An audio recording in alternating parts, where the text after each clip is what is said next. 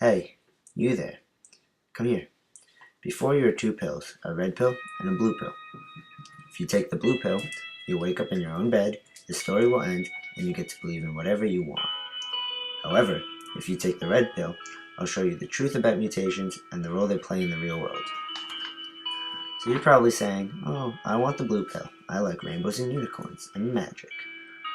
Well, if you chose the blue pill, too bad, because we're all out of stock. However, we can supplement it with a red pill. Just pay 3 easy payments of $19.95. So if you chose the red pill, good choice. Let's begin. Welcome to the wonderful world we live in, a world full of mutants. Later we'll talk about superheroes and the mutations that grant them superhuman abilities, but for now, let's get into what mutations actually are. In genetics, a mutation is a change of the nucleotide sequence in the genome of an organism, and mutagenesis is a process by which the genetic information of an organism is changed in a stable manner, which results in a mutation. You can see that the nucleotide sequence on the right is clearly altered and mutated, as opposed to the normal nucleotide sequence on the left. One of the most common mutagenic agents is light radiation. In the electromagnetic spectrum, there are 7 different types of energy-carrying waves. In order from weakest to strongest, we have radio waves, followed by microwaves, then infrared rays, or thermal imaging, as snakes used to see, followed by visible rays. Then we have ultraviolet rays, as depicted by this purple sun, followed by X-rays, as seen in this X-ray machine, and finally gamma rays. There is a direct relationship between frequency and energy levels of the waves. The more frequent the wave, the more energy the radiation has. For example, stronger waves have a greater frequency, whereas weaker waves have a lower frequency. Unlike the relationship between frequency and energy, there is an indirect relationship between the wavelength and energy levels. Stronger waves have smaller wavelengths, whereas weaker waves have larger wavelengths. Like we said before, an example of the weak wave is the radio waves, whereas the strongest wave is the gamma rays.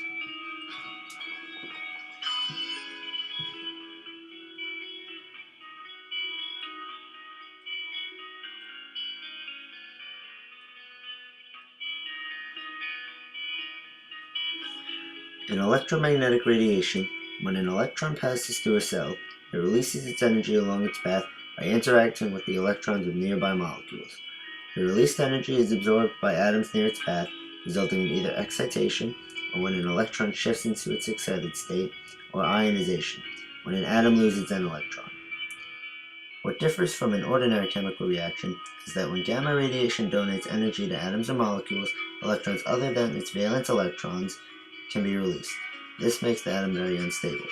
These are called radicals and are chemically very reactive. Radicals react with nearby molecules in a very short time, resulting in breakage of chemical bonds or oxidation of the affected molecules. The major effect in cells is that DNA breaks.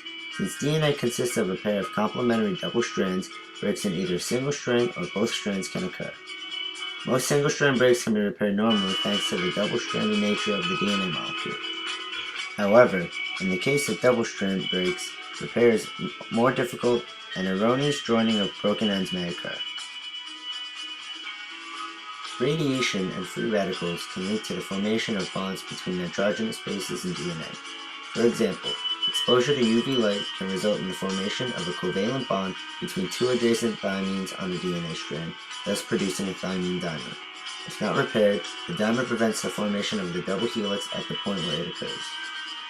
Here we can see up top the double bonds between thymine and adenine, triple bond between cytosine and a guanine, and the covalent bond between the 2 thymines.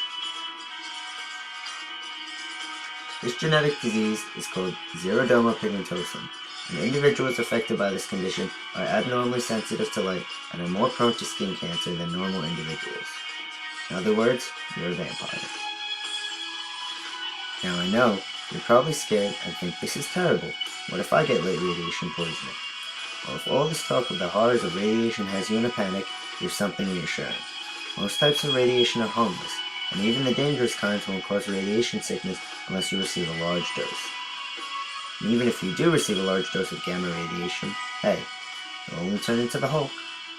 You see, the Hulk is a human being just like me and you. During an experimental detonation of a gamma bomb, Dr. Bruce Banner was subjected to heavy amounts of gamma radiation, and as a result, it turned him into an indestructible green monster when he got mad.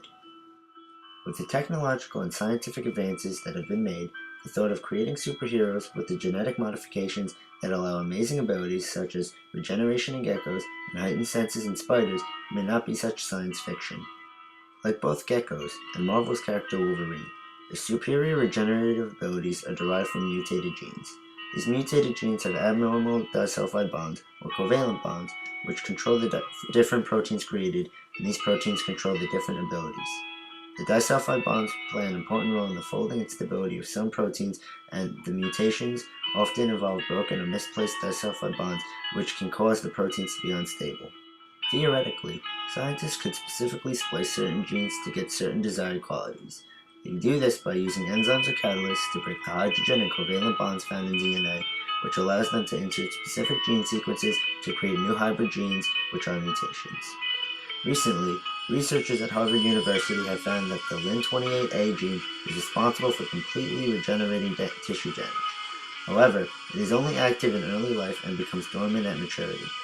This could be one of the world's greatest mysteries as to why Wolverine can be, well, Wolverine. Maybe he was born with an active Lin28A gene that was never switched off and thus led to his superhuman regenerative properties. Not all mutations involve superhuman nature. All human beings walk around with mutations. That's right, maybe even you. These mutations could be visible, like heterochromia, or invisible, like colorblindness. The retinal system consists of a system of alternating single and double bonds. When light is absorbed by the retina, the molecule strains out, forming the all-trans isomer.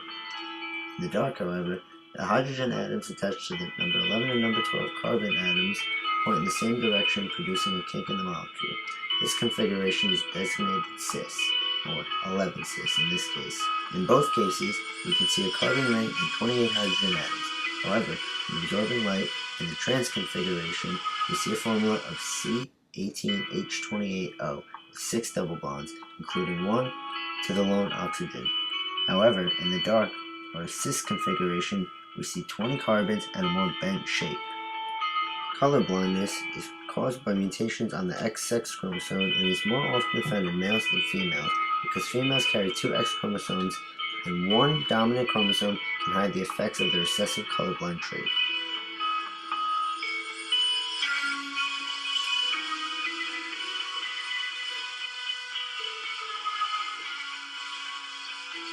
So who knows? Maybe one day the world will be populated with mutants with the powers of Spider-Man or Iceman. Or maybe one day science will take us far enough to give us extraordinary powers of our own through gene manipulation. Either way, there are mutants in this world, and they are all around us. So that's it, guys.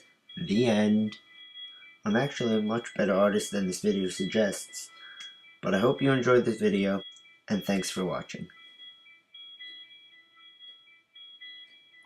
Tune in next week when we look at the wonderful world of Pokemon.